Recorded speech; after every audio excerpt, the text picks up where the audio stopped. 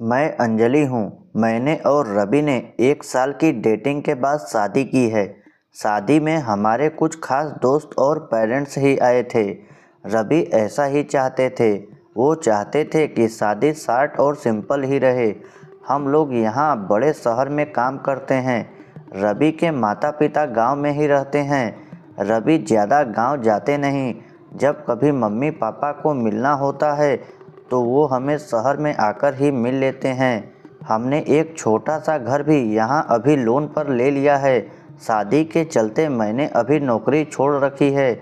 हमारा घर रोड के साइड में ही है। खिड़की से रोड दिखाई देती है। हमारे किचन की खिड़की से भी रोड दिखाई देती है। रवि का ऑफिस का टाइम सुबह 9 बजे का है। सुबह मैं रवि के लिए खाना बनाती हूँ। मेरी नज़र खिड़की के बाहर गार्ड रोड के दूसरी तरफ एक लड़की ज़्यादा उम्र की नहीं थी, 26 की होगी, हमारे घर की तरफ देखती रहती थी। पहले दिन मैंने सोचा कि कोई होगी, लेकिन वो 3 से 4 दिन लगातार आती मुझे दिखाई दी। मैंने मन में सोचा कि जाकर उससे बात करूं। शायद किसी और घर समझकर हमारे घर की ओर देखती रहती होगी। सुबह रवि सोए थे, फिर वहीं दूर खड़ी दिखाई दी, फिर और हमारे घर की ओर देख रही थी। इस बार मैं बाहर गई। उसने आते मुझे अपनी ओर देखा और घबरा गई। मैंने उसे पूछा, क्या आपको क्या परेशानी है? आप किसे ढूंढ रही हैं? वो घबराई हुई बोली, रवि यहीं रहता है। मैंने बोला, हाँ, आप कैसे जानती हैं? वो इतना सुनकर घबरा कर चली गई। मैंने पीछे से उसे आवाज़ दी, पर उसने सुना नहीं। मैं अपने घर में वापस आ गई। मेरे आने पर रवि उठ गए थे। पूछा, कहाँ गई थी? मैंने बोला, एक लड़की है, वो हमारे घर की तरफ देखती रहती है, और मैंने जब जाकर उससे पूछा तो तुम्हारा नाम भी जानती है।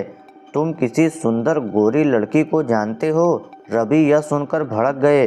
बोले, पागल हो क्या? कोई कुछ भी बोलेगा और तुम मान लोगी क्या? लेकिन यह सुनने के बाद रवि के चेहरे का रंग जरूर उड़ गया था। मेरे भी दिमाग में कुछ कुछ चलने लगा। रवि जब शाम को आए तब मैंने इस विषय में कोई बात नहीं की। अगले दिन मैं सुबह उठी तो रवि पहले से उठ गए थे। मैं किचन में गई तो किचन की खिड़की लगी हुई थी और बड़ी मुश्किल से खोलने पर खुलती थी। मैं कोशिश कर रही थी, लेकिन ऊपर वाली कुंडी मुझसे नहीं खुली। मैं हमेशा नीचे की कुंडी से खिड़की लगाती थी, लेकिन आज खिड़की की ऊपर वाली कुंडी भी लगी थी। मैंने कैसे भी कुंडी खोली और खिड़की खोली तो मैं देखकर हैरान रह गई। रवि उस लड़की से वहां जाकर उससे बात कर रहे थे। वो उस पर चिल्ला और गुस्सा हो रहे थे। लड़की रो रही थी और रवि ने उसे उंगली दिखाकर जाने को कहा। यह सब देखकर मैंने खिड़की बंद कर दी ताकि रवि को लगे नहीं कि मैंने उसे यह करते देखा है। रवि फिर घर में आ गए। मैंने ऐसा जताया जैसे कि मैंने कुछ देखा ही नहीं है। अब मुझे ना जाने कैसे कैसे ख्याल आने लगे। रवि मुझसे क्या छिपा रहा है?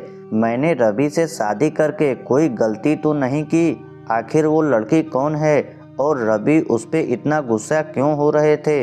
रवि के जाने के बाद मैंने रवि के सारे दोस्तों को, जिन्हें मैं भी जानती थी, उन्हें फ़ोन किया, लेकिन किसी को भी उस लड़की के बारे में नहीं पता था। मेरी समझ नहीं आ रहा था कि क्या हो रहा है। रवि से पूछना चाहती थी, लेकिन मुझे पता था कि वो झूठ ही बोलेगा। उसके बाद मैंने उस लड़की को घर के आसपास नहीं देखा। यह सब सोचते सोचते मेरी तबीयत बिगड़ने लगी। रवि मुझे बोलता था कि क्या हुआ, अपना ख्याल रखो, डॉक्टर के पास जाओ, लेकिन अब मुझे उसकी बातें बिल्कुल अच्छी नहीं लग रही थी। एक दिन जब मेरी हालत ज़्यादा ख़राब हुई तो मैं ऑटो लेकर पास के बड़े अस्पताल गई। डॉक्टर ने अपनी दवाई लेने के बाद मैं अस्पताल के पार्क में बैठी थी। अस्पताल में मुझे वो लड़की फिर दिखाई दी। उसे देखते ही जैसे मेरी बीमारी पता नहीं कहाँ भाग गई।